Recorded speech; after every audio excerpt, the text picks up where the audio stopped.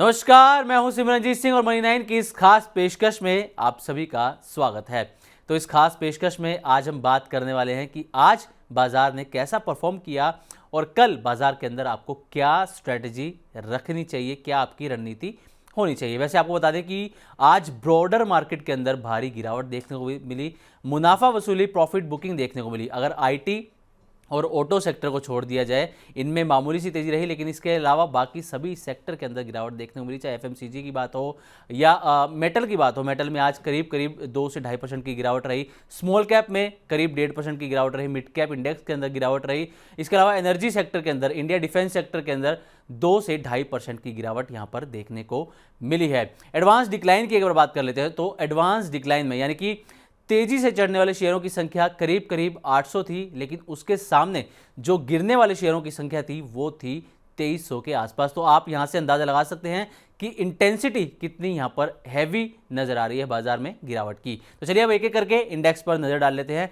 Sensex की अगर पहले हम बात करें तो आज सेंसेक्स में 0.17% की यहाँ पर गिरावट देखने को मिली है। निफ्टी में 0.34% की गिरावट रही है। मिड कैप के अंदर करीब 1% की गिरावट, स्मॉल कैप में 1.5% के आसपास की गिरावट। निफ्टी आईटी यहाँ पर थोड़ा सा पॉजिटिव रहा है, 0.18% की यहाँ पर तेजी रही है, लेकिन बैंक निफ्टी में करीब करीब 0.5% की यहाँ पर गिरावट देखने को मिली है। अब निफ्टी गेनर्स में पहला नाम आता है एशियन पेंट्स का। दरअसल एशियन पेंट्स को लेकर 2-3 अपडेट्स थे जिसके चलते शेयर आज चलता हुआ नजर आया है। पहला अपडेट तो जो कंपटीटर है इसकी, बिरला ओपस, उसके सीईओ ने रिजाइन दिया है, जिसका इंपैक्ट एशियन पेंट्स में नजर आया है और आज इसमें तेजी देखने को मिली है।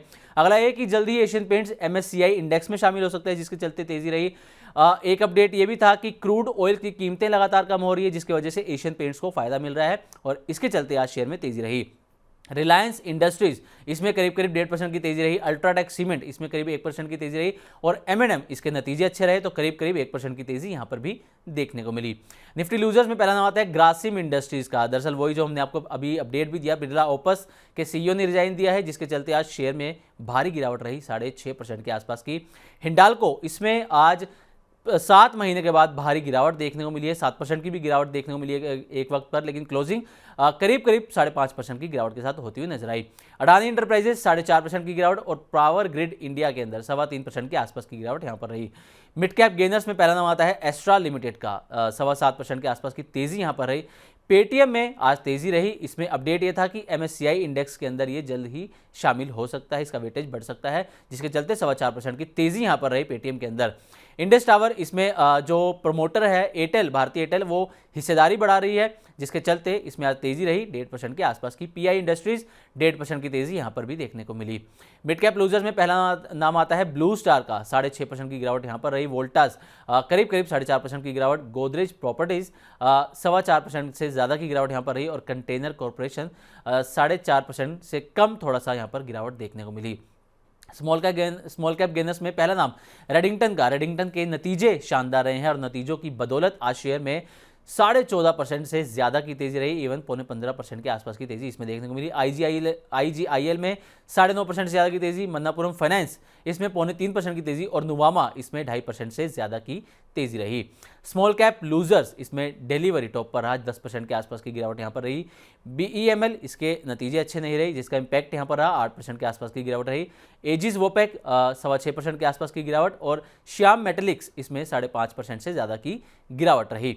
एफएनओ गेनर में पहला नाम एस्ट्रा लिमिटेड, जिसमें 7.25% के आसपास की तेजी रही। एशियन पेंट्स, आपको अपडेट दिए, 3-4 अपडेट थे इसके अंदर, जिसके चलते शेयर में तेजी रही 4.5% से ज्यादा की। पेटीएम का भी आपको बता दिया, एमएससीआई इंडेक्स में शामिल हो सकता है, जिसके चलते शेयर में तेजी रही 4.25% की। और मन्नापुरम फाइनेंस, इसमें 3.25% की यहां पर तेजी देखने को मिली। एफएनओ लूजर में पहला नाम डिलीवरी, 10% के आसपास की गिरावट। Blue star 6.5%। ग्रासिम इंडस्ट्रीज करीब करीब 6.5% और इंडियन होटल्स, इसमें भी 6.25% के आसपास की गिरावट रही। अब बढ़ते हैं आगे खबरों वाले शेयरों पर। तो खबरों वाले शेयर रेडिंगटन, नतीजे अच्छे रहे, नतीजों का इंपैक्ट यहां पर रहा, 15.5% की तेजी रही। एशियन पेंट्स में भी खबरें आपको बता दी, 4.5% के आसपास की तेजी यहां पर रही। पेटीएम में 4.25% की तेजी और ग्रासिम इंडस्ट्रीज 6.5% की गिरावट यहां पर रही और खबरों में बना रहा। 52 वीक हाई किसने टच किया? ईपैक प्रीफैब, दरअसल पिछले कई दिनों से, कई सेशन से इस शेयर में तेजी है और आज इसने 8.25% की तेजी के साथ नया 52 वीक हाई भी टच किया है। एयू स्मॉल फाइनेंस बैंक इसने भी नया 52 वीक हाई टच किया। भारत पेट्रोलियम इसने नया 52 वीक हाई टच किया, हालांकि क्लोजिंग जो है वो 1.19% की गिरावट के साथ होती हुई नजर आई। चेन्नई पेट्रो ने भी आज नया 52 वीक हाई यहाँ पर टच किया है। अब आगे बढ़ते हैं 52 वीक्स लो की तरफ। तो 5 पैसा इसका अगर आखिरी सेशन 4 नवंबर का भी देखें तब भी इसने 52 वीक लो टच किया था और आज भी नया 52 वीक लो टच किया है। अमंता हेल्थ केयर इसमें 1.18% की गिरावट रही है और नया 52 वीक लो टच किया है। क्रॉम्पटन ग्रीव्स 2% की गिरावट यहाँ पर रही। जेंसोल इंजीनियरिंग 5% के आसपास की गिरावट यहाँ पर रही और नया 52 वीक लो भी टच किया। तो बात है कि 52 वीक्स लो के बाद कल बाजार के अंदर क्या स्ट्रेटजी आपकी होनी चाहिए। तो अगर कल बाजार की बात करें तो जो एक्सपर्ट हैं आशीष बहेती, उनकी सलाह है निफ्टी को बेचने की और आपके सामने एक बार लेवल्स भी स्क्रीन पर ला देते हैं। लेवल्स जो आशीष बहेती की यहाँ पर सलाह है वो ये कि आप निफ्टी को बेचें। यहाँ पर बेचने की सलाह आशीष बहेती की तरफ से दी गई है। स्टॉप लॉस 25,600 का और टारगेट 25,300 का यहाँ पर निफ्टी के लिए दिया गया है। इसके अलावा बैंक निफ्टी में आशीष बहेती की राय यहाँ पर भी सेल की रहेगी, बेचने की रहेगी, जिसके लिए स्टॉप लॉस आपको 57,800 का और टारगेट 57,100 का यहाँ पर सजेस्ट किया गया है आशीष बहेती की तरफ से, जो कि मार्केट एक्सपर्ट हैं। अब आते हैं अगले अहम इवेंट्स की तरफ। इसमें हम कल के अहम इवेंट्स की बात करने वाले हैं।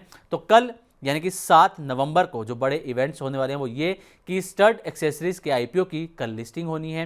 इसके अलावा चीन के इंपोर्ट एक्सपोर्ट के यहाँ पर नंबर्स आने हैं, वो भी बाजार पर बड़ा इंपैक्ट डाल सकते हैं। और 7 नवंबर को यानी कल ही यूएस की जॉब्स को लेकर एक रिपोर्ट जारी होगी जो बाजार पर असर डाल सकती है। तो ये कल के कुछ बड़े इवेंट यहाँ पर होने वाले हैं।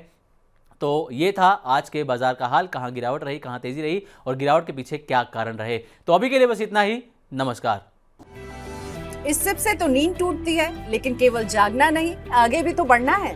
उसके लिए चाहिए एक और सिप। हर महीने छोटी छोटी रकम की इंस्टॉलमेंट यानी सिस्टमैटिक इन्वेस्टमेंट प्लान से शुरू कीजिए निवेश। लेकिन पैसे बढ़ाने वाली कौन सी सिप आपके लिए रहेगी अच्छी? म्यूचुअल फंड सिप से जुड़े हर सवाल का जवाब मेरी सिप मेरा सवाल। सोमवार से शुक्रवार 4 बजे मिलेंगे हम सिर्फ मनी 9 पर।